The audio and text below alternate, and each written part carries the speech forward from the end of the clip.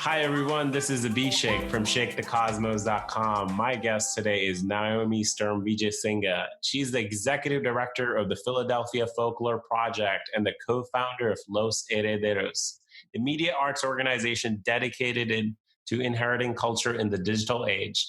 A folklorist and ethnomusicologist by training, Naomi specializes in themes of urban and immigrant folk life, indigenous and mestizo traditions of the Americas, Sri Lankan folk arts, and folklore. Her deeply held belief that local knowledge both sustains communities and advances the quality of urban life is central to these organizations' approach to folk life in service of social change. She holds a master's in ethnomusicology from Columbia University and a bachelor's from Bowdoin College. And that's how we really met. Go Polar Bears. Thanks so much for being on the podcast today, Naomi. My pleasure. My pleasure. Nice to see you. I'm going to just jump right into it. As I was, reading your bio, there were some words I had to practice on myself. I learned some new things. And one of them is folklore. So we're going to just jump right into it. What is folklore? So that's a great question. And the answer is not clear, the way most important things don't have a clear definition or a clear answer. There are some different definitions of folklore out there. There are also some different terms that refer slightly differently within this field of folklore, but they're used sometimes interchangeably, like folk life and folk art. So rather than give a singular definition, I thought that I would read a definition which I wrote for a different position that I held in New York City many years ago, and just give some of my favorite musings on how we understand folklore, because it can get a little esoteric, and I think that that's actually ironic, right? Because what does folk mean? Folk means people in German, right? And that's actually the term. Oh, so folk means people in what language did you say? In German. Well, Volk would be people. And the field of folklore has some arguably dark roots, actually, in German philosophy and nationalism and other kinds of things. But really, the term folklore means the lore, or like the traditional knowledge of the people, right? And so our work is always centered in people and, the people who give rise to this knowledge. So okay, so folk means people, and lore means what you were saying again. Was it? Well, lore can refer to any number of things, but it's often, the way I would understand it, is like traditional knowledge passed on between people.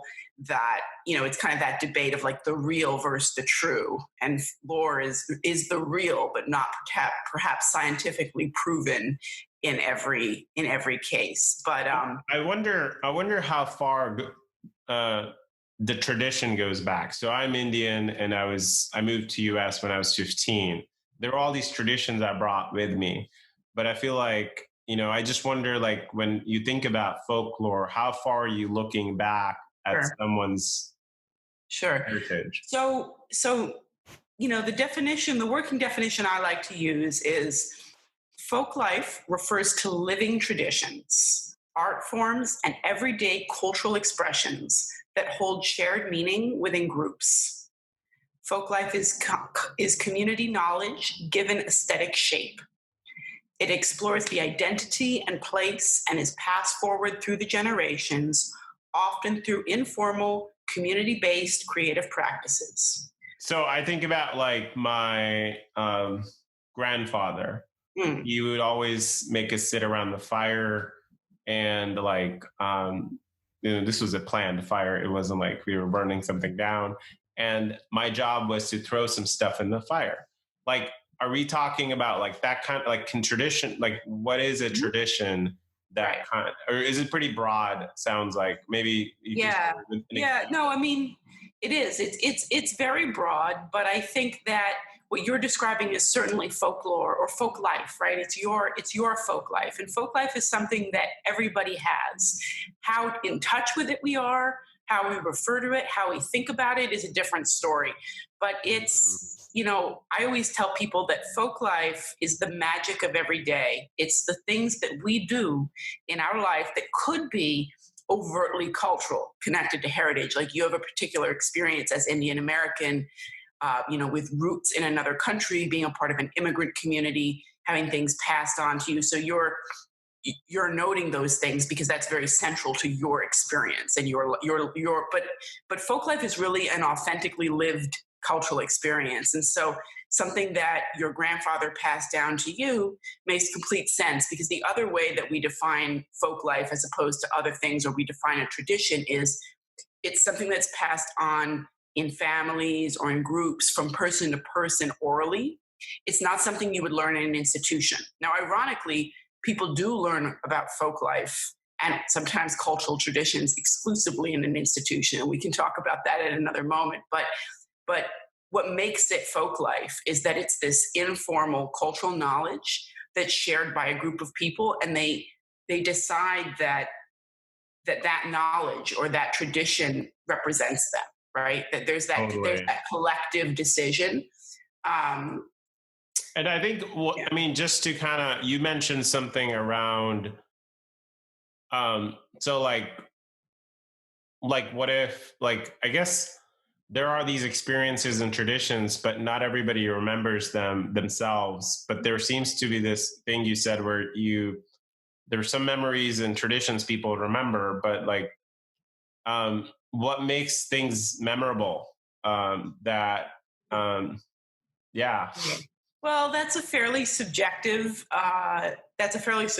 question. I think that people's life and the types of experiences, the level of trauma that people experience, natural personalities. You can really dive into psychology on that other end, which is not divorced from all this. But that's completely beyond my realm to say why people remember what they do. I do know why people remember certain things. Memory is a big topic in folklore. Well, it just feels like a little unfair to me, because I only remember certain things in my life, traditions. Sure. But then if I want to really use folklore as understand my folk life, I may not remember 80% of the things. Right. Well, it's an intentional work too, right? So people that folklorists or not, sometimes it's, as I said, it's a practitioner or a lived experience. People decide how central this is to their life. If they're going to be a culture bearer, they're going to be someone that wants to pass things on, and it's a life's work, right? And that's why there's a field around it. That's why there's the work that I do, as a profession. But I think it's important to remember, and when I'm trying to explain, I said, when I try to explain what is folk life to people, and I mentioned that idea of it's like the fabric or the magic of the everyday that make our lives worth living. There is folklore that is like what you described. It's a particular ritual tradition that you did with your grandfather, and that sticks out to you. There are people who are traditional artists who learn a traditional dance form, or to play a traditional genre of music, or to make a traditional object, or to be a spiritual leader, right? There are people that it's very overt, that it's this outside kind of expressive or material culture, and you can really codify it and say, this is a traditional art form. But then there's this other realm of folk life, which in some ways is my favorite, which people take completely for granted until they have that awakening of how valuable it is. And usually that's when it gets taken away, right? So when neighborhoods undergo intense periods of gentrification and start to lose their culture, their neighborhood feel, the sounds you're used to hearing, the characters you're used to seeing in a local bodega or, takeout restaurant, the way that the accent people used to have on English, that was that Boston accent, there's all these other realms that are very informal, and they're not traditions that people study. They're traditions that people just have in them, and they probably think they're normal until either they are confronted with diversity, with someone who has no idea and says, why do you talk like that, right? Or those things are taken away and they feel the loss, right? They feel the lack of connection, because I think that we, as a society today, we sometimes don't value that lack of that type of artful human connection. until suddenly we wonder why we feel so sluggish. We wonder why we feel depressed. We wonder why being in quarantine has been so hard, right, during COVID-19. And it's because that there is such power in those authentic and often absolutely wild, if you stop and think about it, So I'm thinking about sort of, I appreciate getting into this topic because these are all things I can't see. Yeah, Like, well, it's you could see an object hypothetically. It's not material culture is an important piece of folk life, but a lot of it is ephemeral or expressive and intangible. Yes. okay. So there are things I can see that are part of folk life, and the things Yeah. I can't see. So there's tangible and intangible. Yeah. I mean, what about you? Like, how has it been helpful for you in your life or career? Yeah. Well, it's been helpful in both areas. I think that I was someone who was blessed enough to grow up in a family that really valued our cultural traditions and honestly valued cultural traditions of others too. I grew up in New York City and the surrounding counties, and it's a very diverse part of the United States. And not to say that if you're in a non-diverse area you don't have very strong folk life, sometimes even stronger, but I did grow up confronted with diversity of traditions. I was naturally drawn to that. I also want to say that I look back at pictures of myself as a kid and you can see that I had this great wonder of the world around me, and I was always curious about people that were different from me in a very peaceful but very vehemently curious kind of way. So that's something that I think is a part of my personality. I'm a searcher.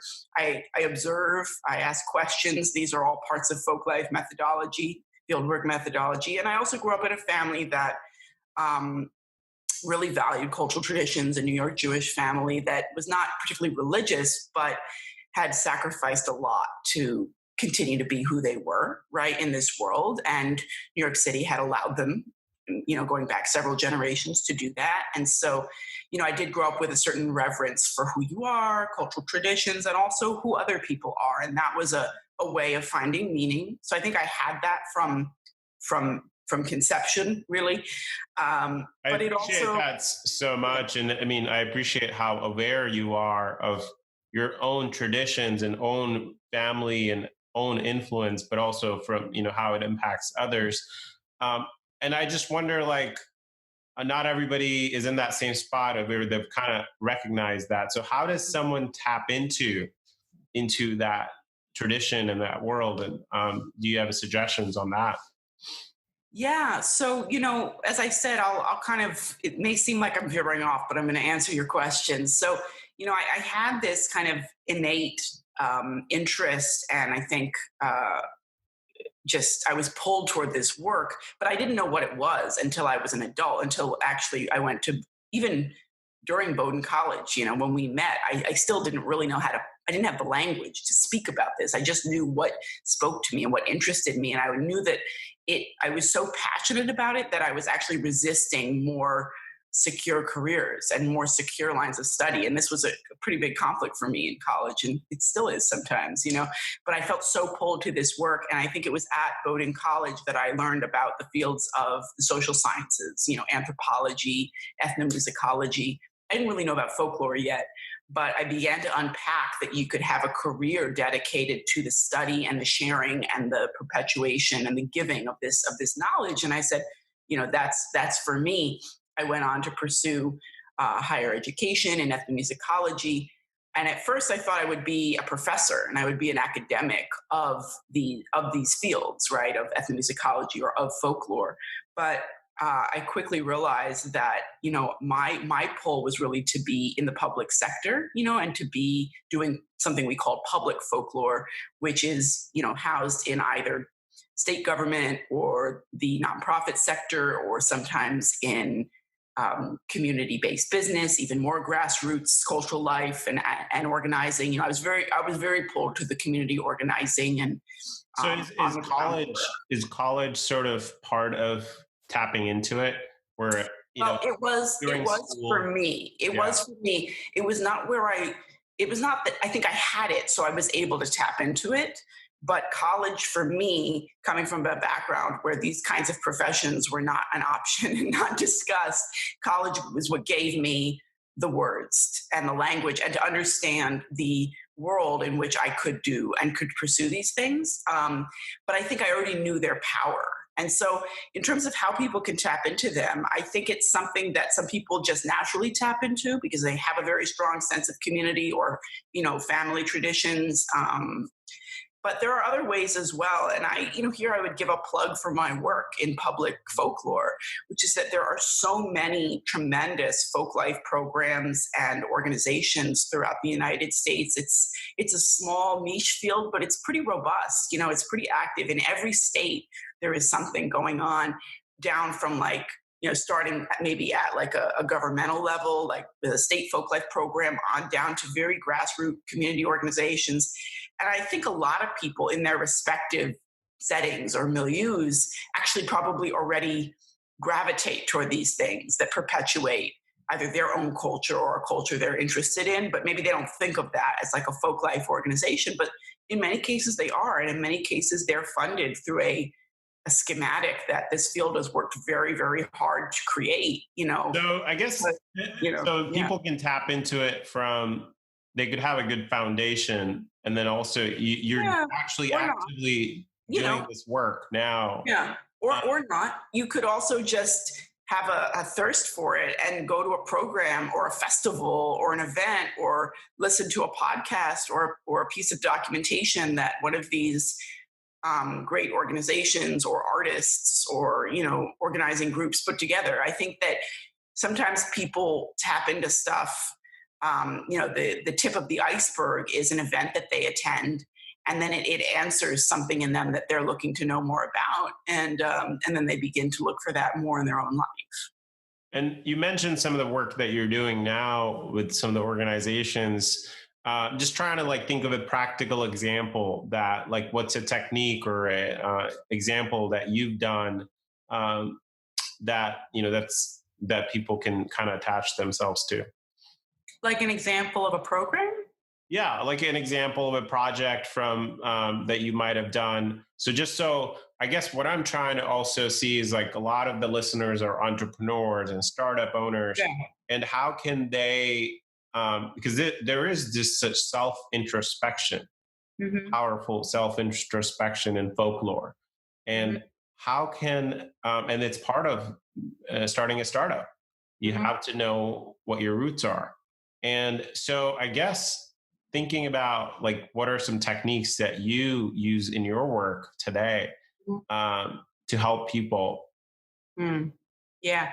So I'm going to push you a little on that. I agree that knowledge of your roots, knowledge of yourself, knowledge of your strengths is very important to creating a successful business. And I also think that the ability to tell compelling stories is paramount to marketing. I think there are a lot of interesting overlaps between folk life practice and folk life work and the business world. It's actually something that I'm curious to pursue more in my life. But I do want to say that folk life practice and folk life is not about the individual. It's not about you. And part of being good at this work is decentering yourself and realizing that you are... what? Sorry, I just want to make sure. Decentering yourself, right? So something I always tell my students when I teach a class, which I do every other year on applied folklore and ethnomusicology, is the first day is that unlike any other class you've probably taken at this university, this is not about you. Right? It can become, sometimes things become about you because they're your culture or things like that. But there's a certain amount of letting go of rugged individualism in folk life because it's about community and it's about how people define themselves with others. And so I do think that it's just important. I just want to throw that out there because to me, the way you described folk life as a tool for an entrepreneur, yes, it absolutely can be. But there's a question of ethics and a humanistic side that has to be, in my opinion, also respected. And it's not just a commodity that people can use to like better their business, right? It's something that requires a lot of intention and attention and like, study and thought. And in order to have an authentic lived experience, you have to live a little bit. So it's not I just, appreciate that. Yeah. Yeah, um, totally. but a folk life approach or a folk life practice can be very interesting for business. And so I'll give an example of a fundraiser that I'm doing right now for the Philadelphia Folklore Project, which I hope to expand. Maybe we can include information about that as well in the description. Sure. The folks, and I think this might be interesting what for, the Philadelphia project is. Definitely. And I think this might be interesting for people, as you said, if your audience is largely business and entrepreneurial. So nonprofits obviously have diverse portfolios of fundraising and income and things like that we collect through hard work to keep our work going. And the Philadelphia Folklore Project for a while has had a close relationship with the Indonesian community in Philadelphia. We've been engaged in a multi-year long-term project that's like based in field work, deep relationships. So we didn't just go into a community and discover a tradition and then use it to our benefit, but through a very holistic relationship, we have this relationship with the Indonesian community. And one of the traditions that is very popular is to have these Luatan feasts. And they are these beautiful Javanese feasts where you eat on the floor with rice on banana leaves and an assortment of dishes. And it's actually usually for celebration or like a rite of passage in a family. It's not usually a fundraiser, but the community here in Philadelphia, thanks to a wonderful caterer, Irza Hajati, and also my colleague at the Philadelphia Folklore Project, Sinta Penyami, they've really sort of given a spin to this tradition and used it as a really amazing grassroots way to like make money in the community for things. So and this is common in a lot of cultures, right? Like in a Peruvian setting, you might have a pollada, which is like where you're selling chicken, or like other people might have a potluck, And so these ideas of these community dinners that you use to raise money is makes a lot of sense. And we've been doing these for a while through the Philadelphia Folklore Project, where we would hire this community caterer and we would do these dinners. And it was a beautiful thing, a beautiful coming together. With the advent of COVID-19, we were not able to continue that, which was, yes, it was a loss to us, but it was also a huge loss if you think about people that were the most adversely affected by this pandemic. Artists or people in the service industry were up there, right? Because they don't work remote. If restaurants are cut off or people aren't getting married and hiring caterers, these are people, informal economies or small business economies that were just gutted to their core. Did you figure out a way to solve that? Yeah. So that was sort of at the forefront of my mind, because I felt like, our artists are suffering and they probably lost their day jobs as well, or the other things that they do.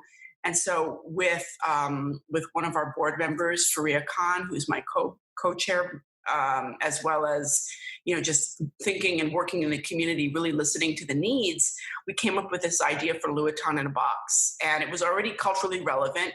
The Indonesian community likes to do takeout of like a meal in a box. It's something that people enjoy. And I felt like while we were losing certain aspects of the tradition of this community dinner, we were maintaining others, which is that like you're getting this nice, takeout box. A lot of restaurants do that in Philadelphia. That's great. And how can people support that project? Is it something they just go on the website? Yeah, so we are in the middle of our first round and we're already more than half sold out. So right now for the first round of Luatan in a Box, you can go on the Philadelphia Folklore Project website and you can make an order if you live in Philadelphia or in the 5 surrounding counties. This first round is a local round, and you get a dinner for 2, vegetarian or non, and you also get a handmade batik cloth face mask by a local artist. So we're also supporting artists as well through this project that are not just chefs. And you also receive cultural dedication that tells you about the tradition. It has its reheating instructions and it has information about the folklore project. And it's $60, and it's the proceeds are 50-50. So half of that's going to the folklore project and half of that is being reinvested in artists and small businesses in the community. I appreciate that so much. Yeah. I mean, it kind of ties to earlier what you were saying about the community aspect of folklore and how it threads that. So appreciate that fundraiser, and we'll be sure to include a link to it in the podcast as well. So as we're wrapping up, any other shout outs or events you want to share with the viewers? Well, we're a little crippled in terms of events right now, but I would give a shout out to my other love, which is Los Herederos. If you go to our website, losherederos.org, that's a media folk arts organization. So there's a lot of digital content that you can enjoy and things that you can learn about our work and the power of documentary storytelling there. And with the Philadelphia Folklore Project, if you have more questions about like definitions or how to define these things, you can also go on our website, which is folkloreproject.org. But I would just give a big shout out to, my two places of work. They give my life so much meaning, but also to my family and my friends and to the field in general of folk life, which I think is just small but constantly resilient and constantly responsive. And I think our methodologies have just become more meaningful in these times that we find ourselves. Thank you so much. I appreciate talking about this topic with you. Thanks, Naomi. Thank you. Hey everyone, thank you for listening. Please hit the subscribe button. We'll be back next week